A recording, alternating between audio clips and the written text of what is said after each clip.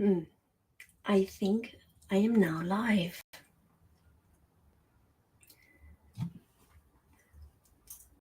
Piyusha gave me. Oh, this is not great.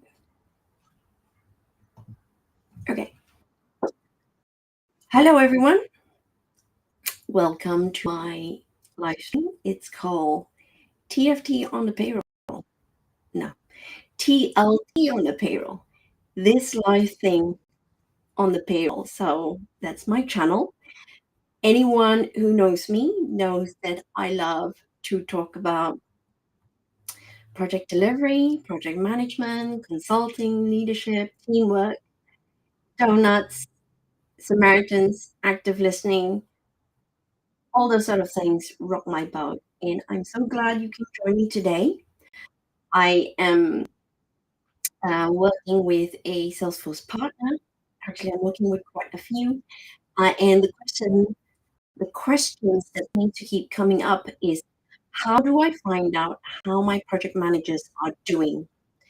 And how do I help them make sure that the project goes in the right direction and stays green? So um, let's hope this works. Right.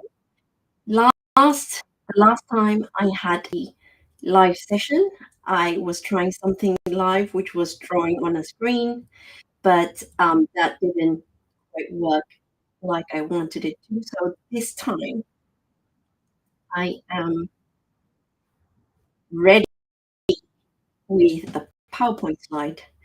And the only challenge is that not been able to, what do you call it? I've not been able to spend some time to do more doodles, but I will try next time. So today's topic is internal project review questions for project managers. So in quite a few companies that I have worked at, um, I have coached, supported, mentored, and led a team of project managers. And as part of what I do is I ask them questions so that they are aware of what other things that the client might ask. It is easier to face me than to face the customer sometimes. So let's get started. One of the first things that I ask is, um, where am I chatbot here? When someone talks to me, how do I see? Oh yes, I can see the chat. Apologies for that. Hello everyone who is online with me. Okay, so I will ask them to first talk me through their project status report. Even though a lot of projects are now agile and we are more collaborative with the end client, and so there's no real need for project status reports. If you work for a Salesforce consulting partner, and that's the other thing that I need to preface everything I talk about is always from the point of view of a Salesforce consulting partner, because that's where I have lived my entire career. I've worked with Microsoft partners for the first 15 odd years of my career, and the last 15 odd years of my career in Salesforce world was also with consulting partners. So if you're running a project, if you're a project manager for consulting partners, you really should be writing a project status report for two reasons. One is to make sure that the client knows exactly how you're progressing. There is written collateral that discusses the progress, and also for internal governance or lessons learned and things like that. So I would ask my project manager, talk me through your project status report. Usually the status report will have a red, amber, green traffic light system to denote the health of specific sections like the timeline, the budget, the scope, customer happiness, and so on. So I'll say, what's the RAG of your project? RAG is an overall color that tells me how they're doing. Is it green? Is it amber? Is it red? If it's amber, talk me through some of the other bits, and then give me a high level overview of your project. So that's the first thing I will say. Give me a big sense from a 10, 15,000 feet view so that I can get a sense of how it's going. And then what I will usually do is I will drop into a little bit more detail, which is okay, let's now look at the detailed status and milestone tracking. Walk me through the project timeline and show me exactly where we are against our planned milestones. So you say we're supposed to start UAT this coming Monday. Are we not there? What's the reason for holdup, or are we ahead of time?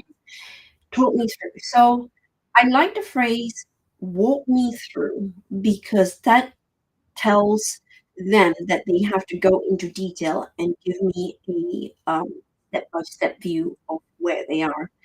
Um, the second question: show me the plan progress on key deliverables. Where's the discrepancy? Are we behind or are we ahead?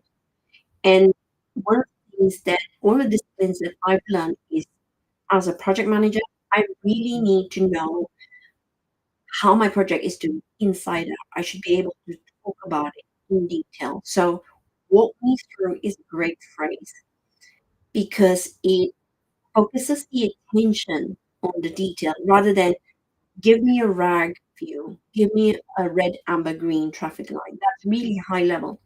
A lot of pro- a lot of program managers or head of division or anyone in the above project managers, when they don't go into details, they allow things to go under the radar. And I've said this quite a few times in that if the project is successful, it's due to teamwork. If the project hasn't been successful and controlled correctly from a consulting point of view, it is the project manager's fault because it is our responsibility to know everything about our project. It's our responsibility to know what's coming up and anticipate. I'll come to that in a minute. So, first thing, walk me through deliverables and milestone tracking. That'll give me a good view of what's happening. Next, resource challenge. From a consulting point of view, we are usually resourced in the um, our time, our effort is what the company sells. It's the widget that it's not. It's like the number of Teslas that Elon Musk sells. It is our time as consulting professional services. It's time. So I need to always make sure whether the resources are fully utilized or not. Are they working as they should? Are they are they doing what they're supposed to do? Are they falling behind? Why are they falling behind? Do they need extra support?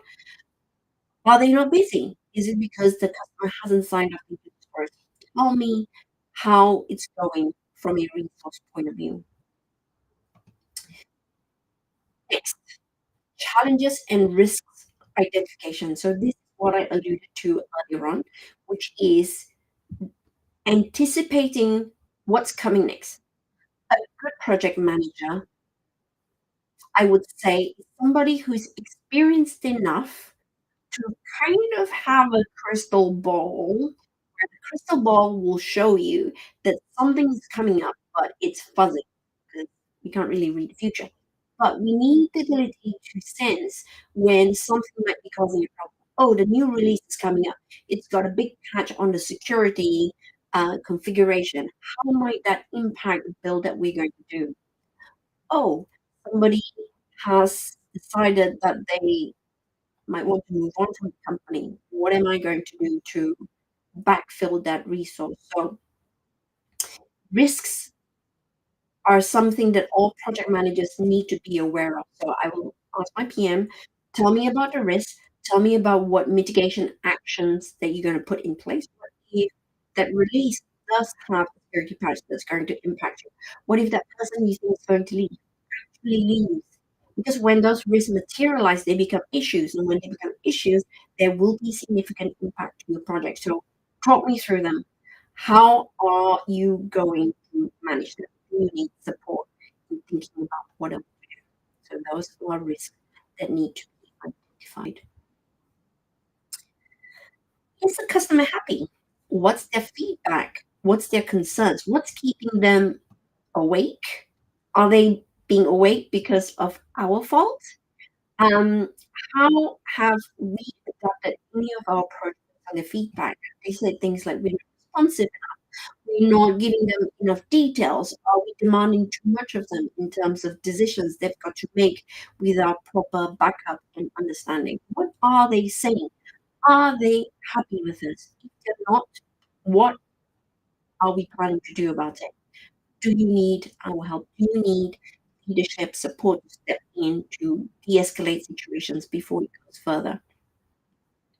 So a good project manager will think about all of that, whether the client's happy, and if they're not, what should we be doing about that? Next is quality. So quality is not just testing, from my point of view. It is also the quality of the work we produce, which could be software, code quality, the quality of communication as well within the team, the quality of feedback and coaching internally as well.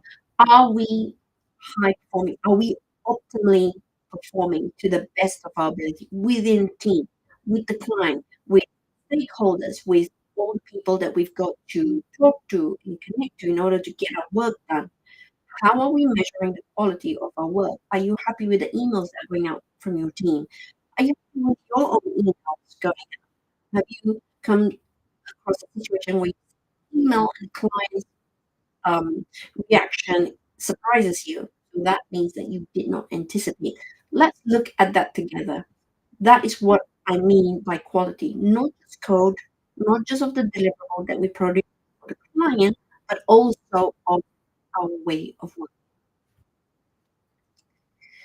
Budget management and financial health. So, a good project manager has a firm grasp on the finances. And when I say finances, I mean the budget variances is have we overspent? Have we underspent? How are we going to know what's happening? Lindsay, you are talking about the sound quality issues. It sounds like you're connecting on LinkedIn, and I have been told that the quality issues on LinkedIn is quite laggy. Lydia, thank you for your response as well. I'm just going to pop.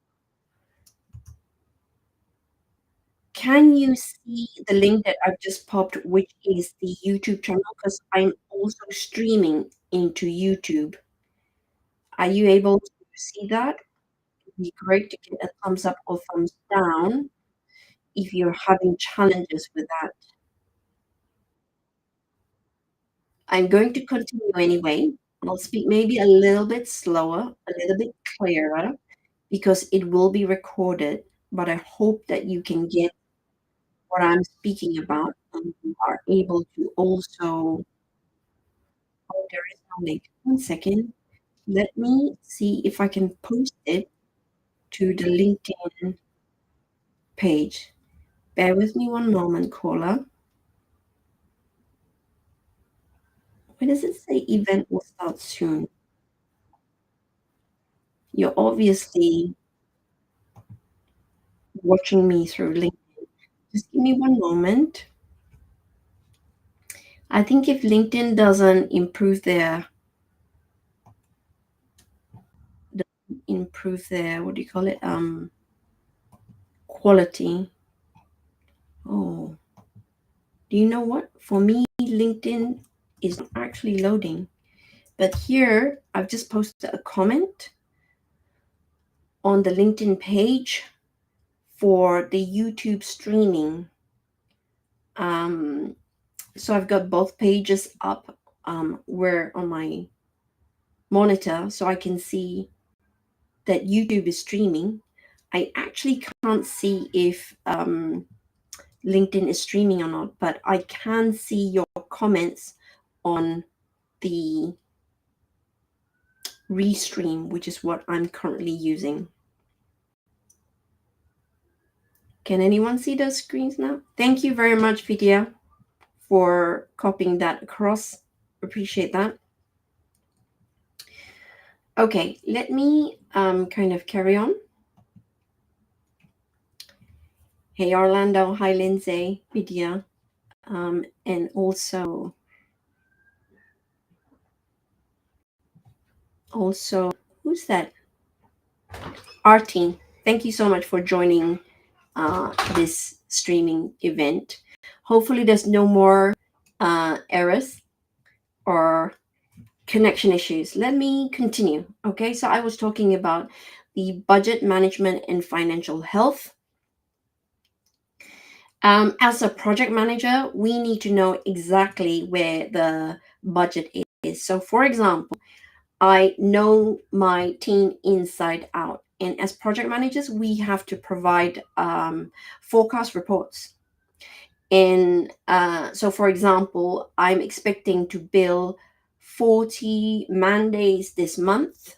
So I need to produce a forecast report for my manager. But when timesheets have come in, instead of 40 man days, we have actually only billed 32 and a half. What happened there? Well, that's because my team was all hit by COVID. And that's why. Or so and so had to go on an emergency leave. And so that has impacted my budget. Or the client has made some requests and my team has decided to go ahead and do that work without actually getting approval from the project leadership team. So whatever happens, a project manager actually needs to be totally on top of the finance situation, because that's what I would ask for. That's what the clients would ask for. And if you produce itemized and detailed reports for your clients, they will see in the timesheet how long someone spent on a specific task. So as a project manager, you need to be all over the finances. Next. Team dynamics. How is the team performing? Is there any situation where they're not performing well? Sometimes conflict can happen internally as well, and that can be due to a few different reasons. Could be personality. We all have personalities that doesn't clash. Sometimes we have personalities and different values, and because of our different values, we don't work so well together. Sometimes it's about different football teams, and that could be an issue as well. But we need to understand we need to understand the difference between a functional and a dysfunctional conflict. If they're dysfunctional, what are we going to do about this? How are we going to address it? If the work is too hard, if we are creating stretch goals for the team, so that means we are getting them to do something above their capability to stretch them. So maybe they've not done Experience Cloud, and this is a new thing. How are we going to help them so that they don't feel overloaded? Questions like that. I need to know about the team dynamic and performance. Compliance and best practices. Are we doing our best to make sure that we are at the top of our game? A little bit connected to resources is one of the things that a lot of people don't think about is, especially for consulting companies, sometimes you land projects that you don't have enough resources for.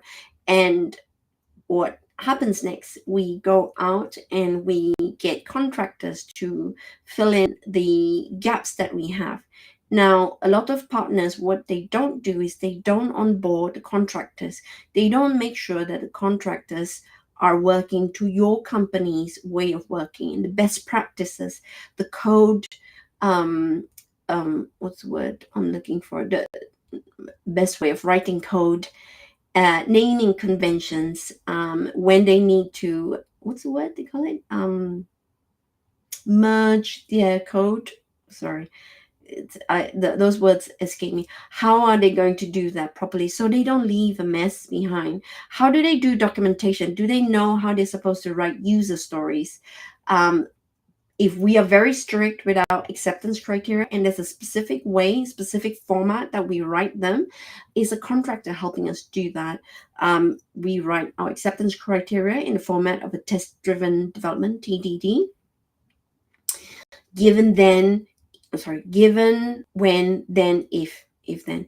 That sort of format. Are they following that? So those are the things that we need to make sure that we have standards.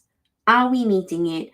Where are we falling short of that? So not just code compliance, but also things like security, data security. Are they receiving client emails on their personal email? All of this is included. So I will ask the project manager to tell me about how things are going in that manner. Have you made any lessons? Where are you collecting lessons? And how are you going to make sure that it doesn't happen again? A lot of partners, what they do, and if they don't, they should, is to share how different projects are doing. One of the companies I used to work for, we had a monthly meeting called A View from the Bridge, and every team at some point or other would give a small presentation about how their team's doing, what technologies, what clouds, what integrations we're doing, what data migrations we're doing, what obstacles we're facing, how are we circumventing that, and how are we making sure that we don't repeat the same mistakes. So knowledge sharing. So all of that are things that I ask. And then finally, what can we do to support you? As project managers, sometimes there's a lot of responsibilities on the shoulder of a project manager. And if you're new and if you're junior, if you haven't been given formal training, it can feel very heavy. All these things. You got to make sure the budget's right. You got to make sure your customer's happy, your project's on track, budget's on track, your team's happy. You got to make sure the quality's good. You got so many things you have to make sure. And if you're not used to juggling all these balls, you are going to get burned out. That's not great. So companies, Salesforce partners, practice directors, the leadership team all have to do better at supporting project managers. Because one of the things that happen is that as a PM, I really care about my team. And when I get a lot of political noise, I try to block it, and that means it falls on me. And if I'm not great at self-care, this is going to stress me out and affect my mental health. And I have been super, super, super lucky that, one, I've got an amazing, I call him an Uber hub. He's my super husband that supports me at home. And also, I'm really lucky. I've been born with quite an upbeat kind of personalities. I don't take a lot of things personally. So because of that, I can kind of manage it well. But a lot of companies don't. So that's almost the last slide. One second, Artie, I see your question. So very quickly, a summary of all the questions that I asked my team is all of that. High-level view of your RAG status. A RAG status is a red, amber, green. Tell me, where is your project? And then I dive deep into each of these categories.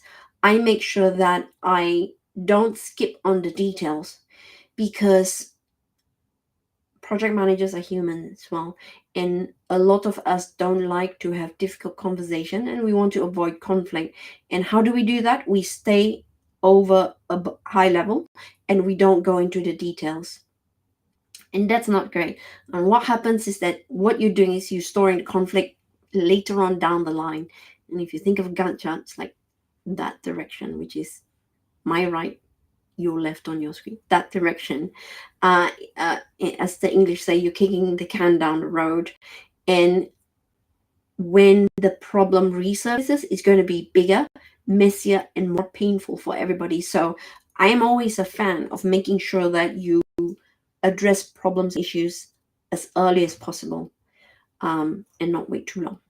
So I have a question from RT. Let me show your question. There you go.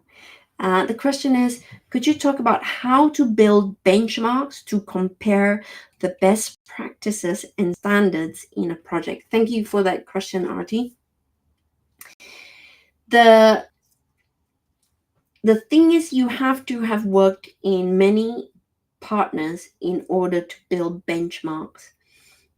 Luckily for me personally, as I mentioned, the first part of my career have been in the Microsoft world, in the consulting space, and then in Salesforce partner space. So I have seen, and I'm able to have a good idea of benchmark of what best practices is.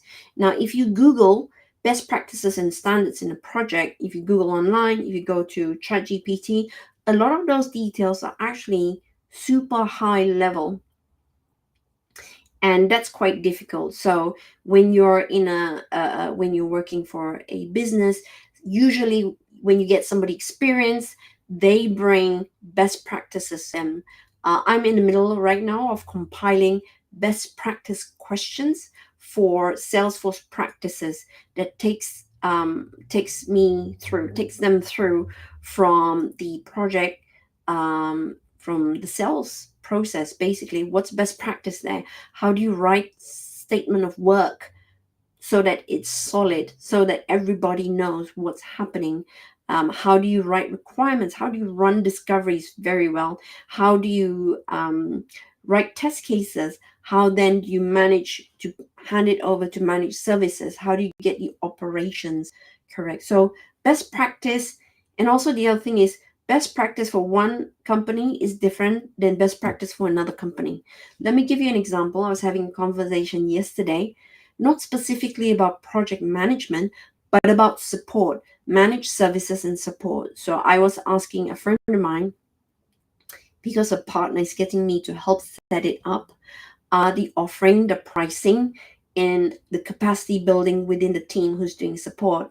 And so she was talking to me about how a mid-sized company should set it up internally and should create a career structure for the support team. I haven't even thought that far, because this client I'm working on has a three-person support team, and it's not a very big company, and the career progression is kind of, quite limited. So basically, you're in support and then you go into consulting. Whereas if you were a larger business and you had multi-cloud support, your career structure is different, your best practice is different, and your standards are different. So going back to your question, Artie, it is different for different organizations, different size of the companies, different projects, and experience is what will help you in building those best practices. So I hope I have answered your question, maybe in a roundabout way. Wondering if there's any more questions. I have one more minute and realize that I'm pretty good on my timing this time round. Is there any other questions?